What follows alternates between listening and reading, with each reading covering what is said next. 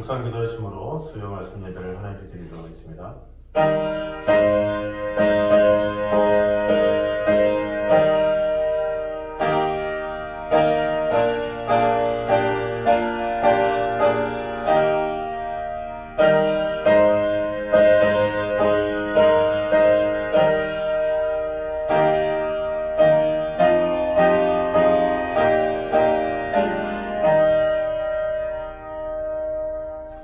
인자가 온 것은 잃어버린 자를 찾아 구원하려 함이니라.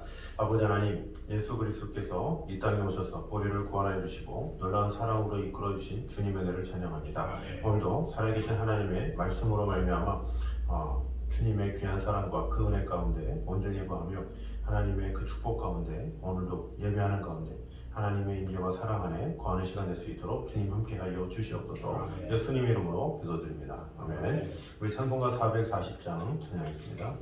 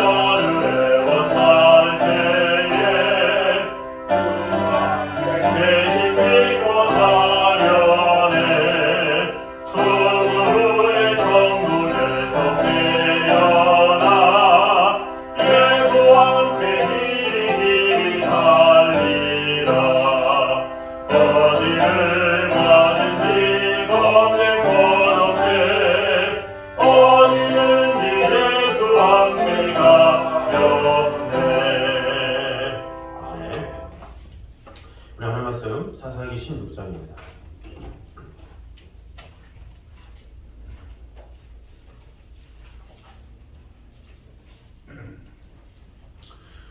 구약 사사기 16장 15절에서 22절까지 말씀입니다.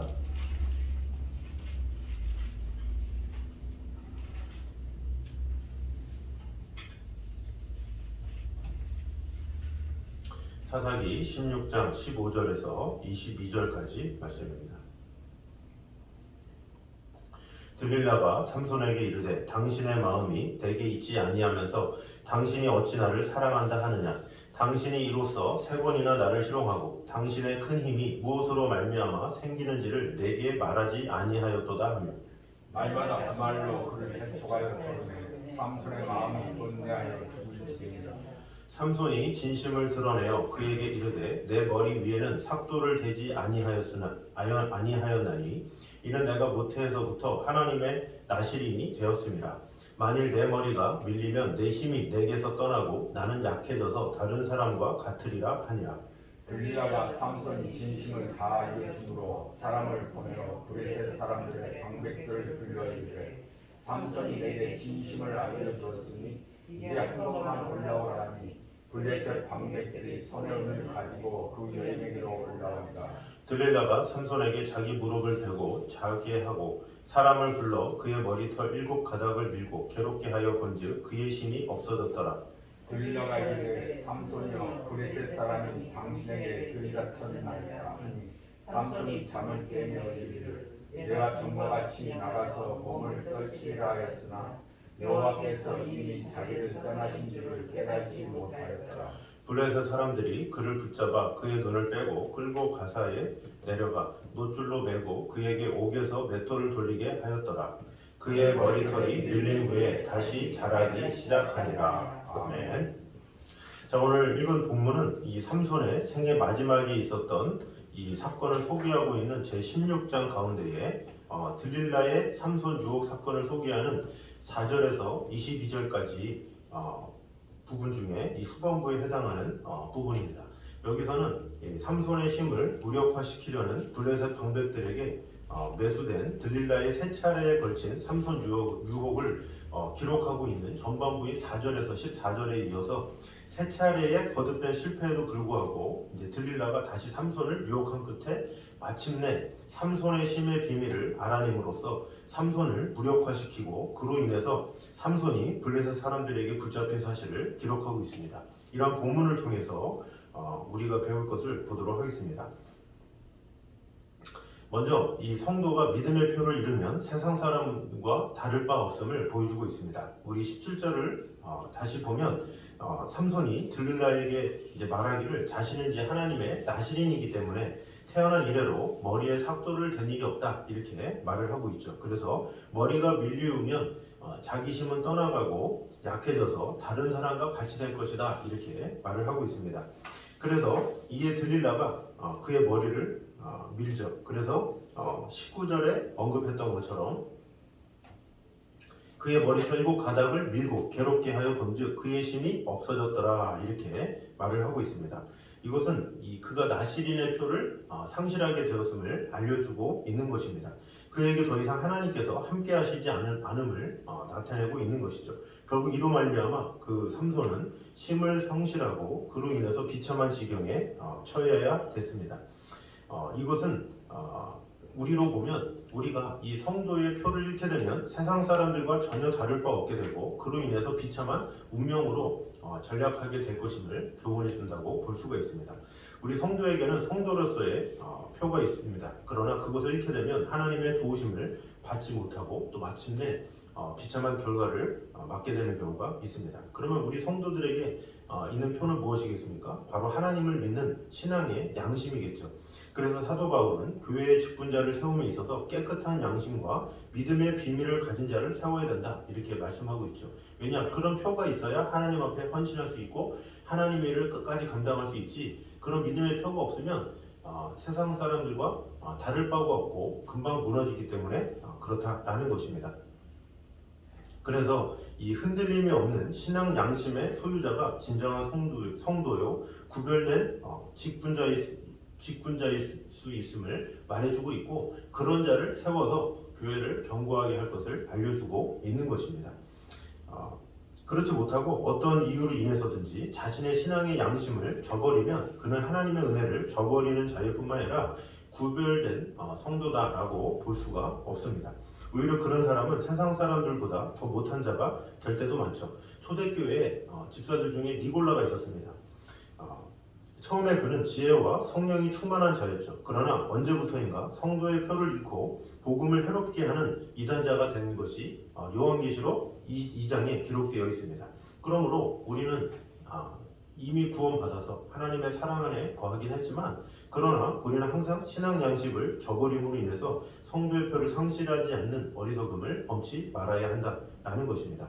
본문의 삼손은 잠시 한눈을 판 사이에 또 한 번의 유혹을 이기지 못해서 결국에는 머리가 밀려진 것처럼 우리 또한 신앙의 양심에 거리낌이 없이 한순간에 어떤 실수라도 하지 않도록 마음을 다해야 된다라는 것입니다.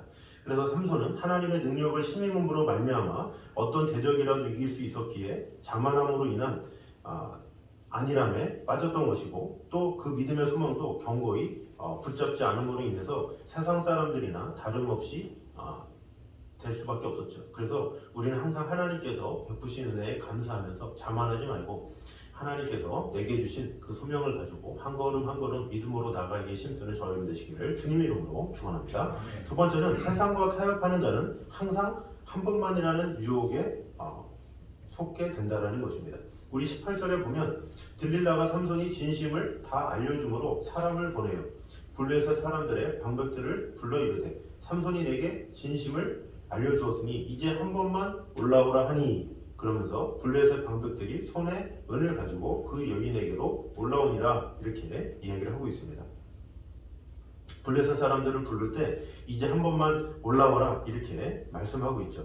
사실 당시에 블레셋 사람들은 이미 3번이나 삼손에게 속았기 때문에 그에게는 미인계도 통하지 않는다고 여기고 실망을 접은 채로 자기 땅에 돌아간 상태였습니다. 그러나 들릴라는 그들이 제시한 돈의 눈이 어두워서 삼손의 사랑을 배신하면서까지 끝끝내 삼손의 심을 이렇게 알아내고 말았죠. 그리고는 자기를 끔찍히도 사랑하는 삼손을 팔아 넘기기 위해 블레셋 사람들에게 이제 한 번만 올라오라 라고 말하기에 이르렀습니다. 여기서 그녀가 말한 이 한 번만이란 말은 세상과 타협하여서 순수한 사랑을 팔아 넘기는 말이요 사랑과 도리를 저버리는 배신의 말이었던 것입니다. 이와는 상황이 조금 다르지만 이 성도들이 하나님을 배신하고 세상과 타협하고자 할 때도 이 한 번만이라는 말에 속는 경우가 많이 있죠.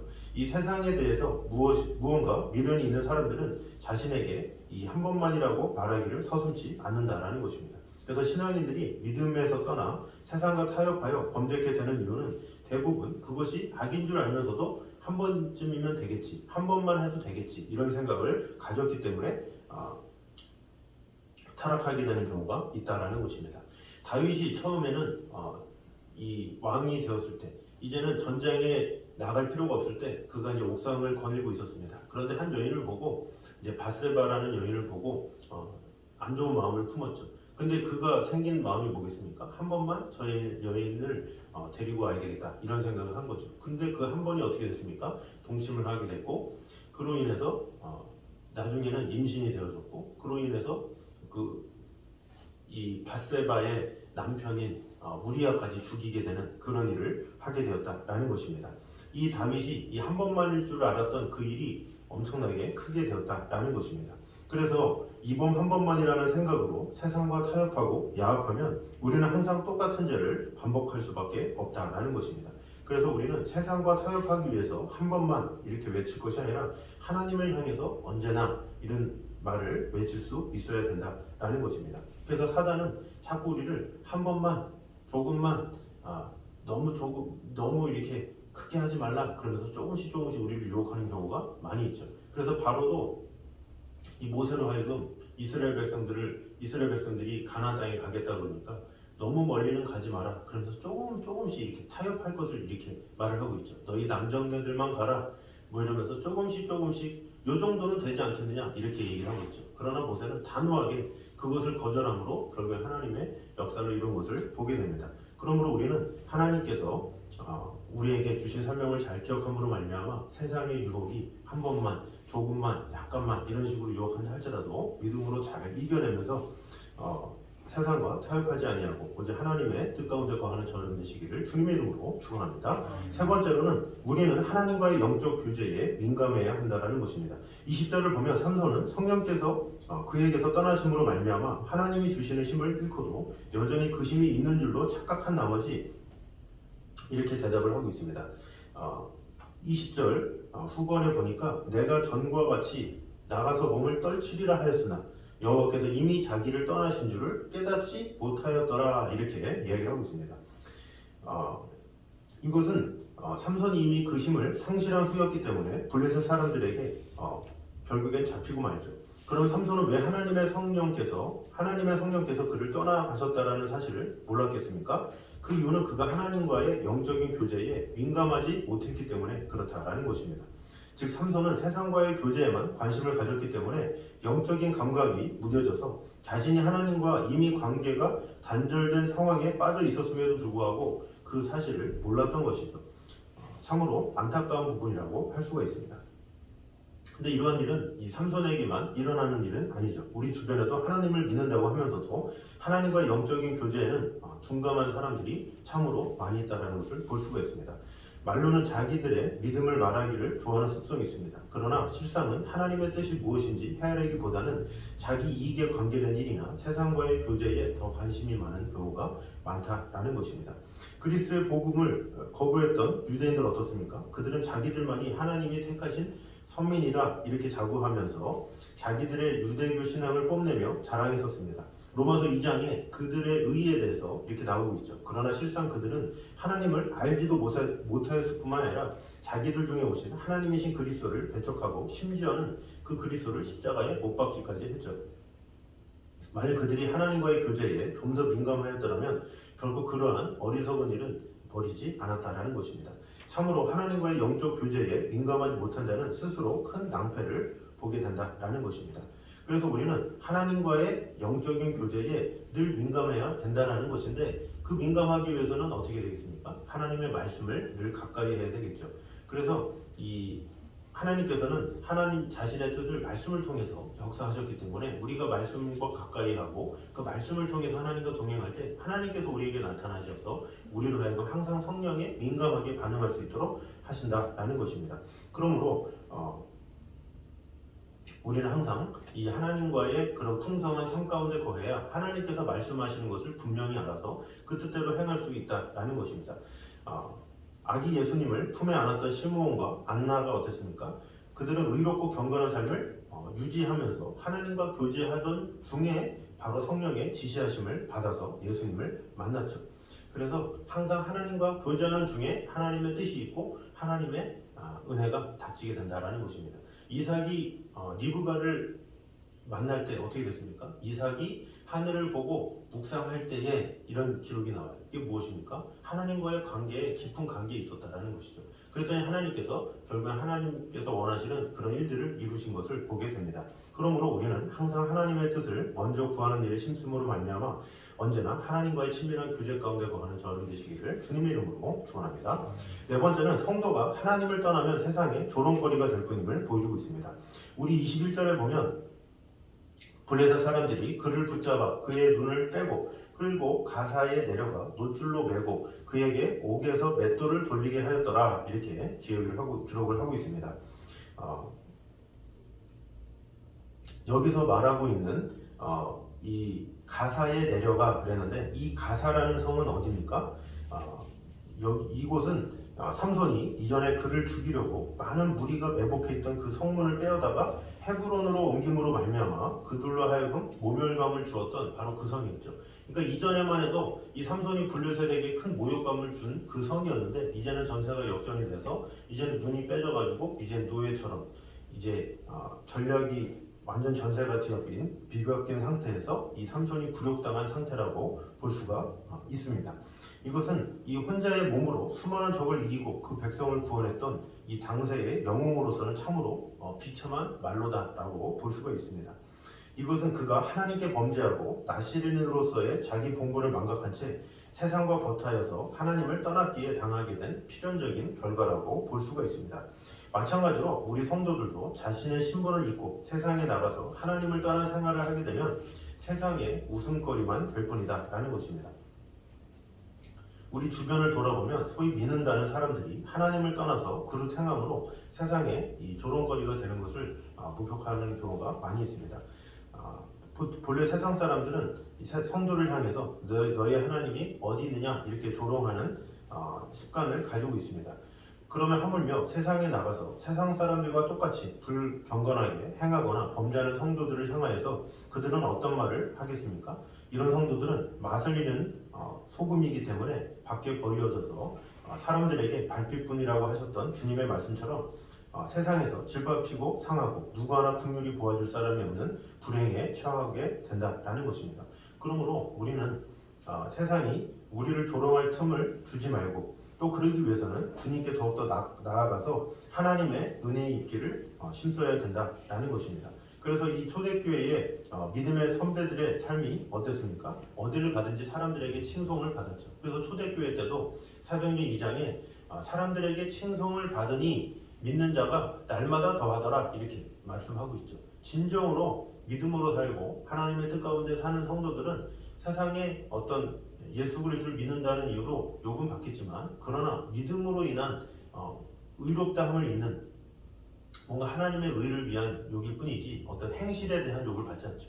그러나 진정한 신앙인은 오히려 세상의 조롱거리가 아니라 신앙은 저렇게 하는 거구나, 신앙생활이 저런 거구나, 하나님을 경외하는 것이 저런 것이구나 라고 이 사람들에게 감동을 주고 은혜를 줄 수가 있다라는 것입니다. 그래서 우리는 항상 이 세상 사람들의 눈에도 진정한 신앙인으로서 남게 되므로 하나님께 영광이 되어지는, 그래서 이같이 너희 빛을 사람들에게 비치게 하여 너희로 착한 행실을 통해서 하늘에 계신 너희 아버지께 영광을 돌리게 하라는 그 말씀대로 온전히 살아감으로 하나님 앞에 영광이 되어지는 우리의 삶이 되시기를 주님의 이름으로 축원합니다. 마지막으로 하나님은 실패한 자에게도 새 소망을 주신다라는 것입니다. 22절에 보니까 그의 머리털이 밀린 후에 다시 자라기 시작하니라 이렇게 하면서 마무리를 하고 있습니다. 비참하게 몰락해서 재기할 길이 없을 것 같았던 삼손에게 다시 머리카락이 자라고 있다는 것을 볼 수가 있습니다. 참 이 구절은 볼 때마다 참 감동이 되는 겁니다. 참 이 삼손이 머리가 밀려서 이제 소망이 없다, 이제 거기서 끝나는 것이 아니라 22절에 다시 자라기 시작하니라 이 단어로 인해서 무엇을 할 수 있습니까? 이 하나님은 삼손을 완전히 저버리지 않으셨다라는 것을 볼 수가 있죠. 다시 기회를 주시는 하나님, 그것을 알 수가 있습니다. 그러니까 하나님은 비록 우리가 허물과 죄로 죽을 수밖에 없고 또 연약하지만 그것에 대해서 그저 버리지 않으시고 다시금 손을 내밀어서 기회를 주시는 하나님이신 것을 볼 수가 있죠. 아담과 하와도 어땠습니까? 그들의 범죄함으로 뭔가 이렇게 그들이 어떤 하나님의 뜻을 어기고 자기 마음대로 자기 뜻대로 무엇인가 했지만 어떻게 합니까? 하나님께서는 그들에게 가죽옷을 입히시죠. 사랑의 표현이, 그리고 예수 그리스도를 보내실 것을 말씀하고 있다라는 것입니다.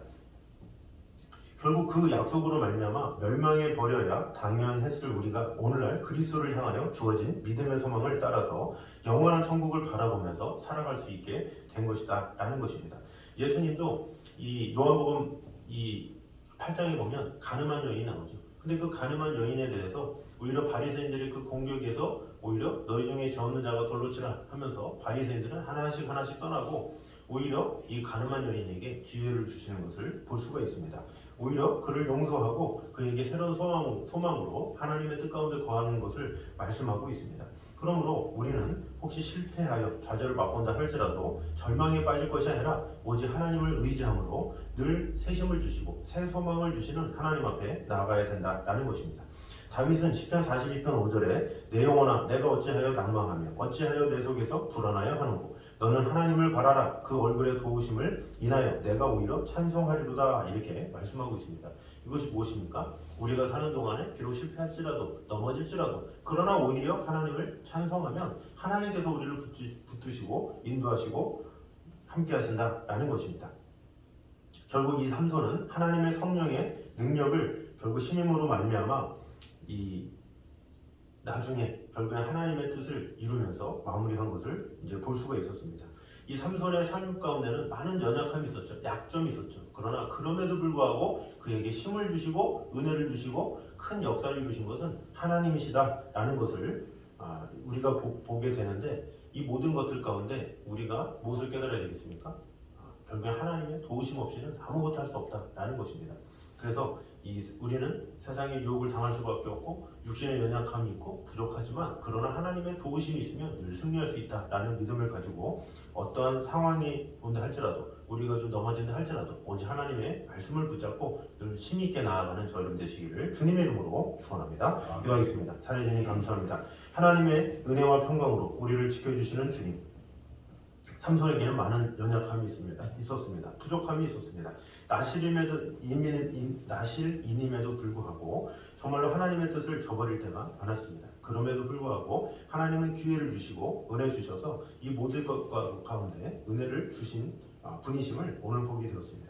우리도 살아가는 동안에 연약함이 있지만 부족함이 있지만 우리와 함께 하시는 하나님의 은혜가 있으면 매 순간 승리할 수 있음을 기대하면서 비록 우리가 이 세상을 살아가는 동안에 넘어진다 할지라도 늘 새 소망을 갖게 하셔서 우리에게 최고의 승자가 되게 하실 그 하나님의 은혜를 바라보며 나아가는 성도들이 될 수 있도록 주님 함께하여 주시옵소서. 예수님의 이름으로 기도드립니다. 아멘. 우리 찬송가 204장 찬양했습니다.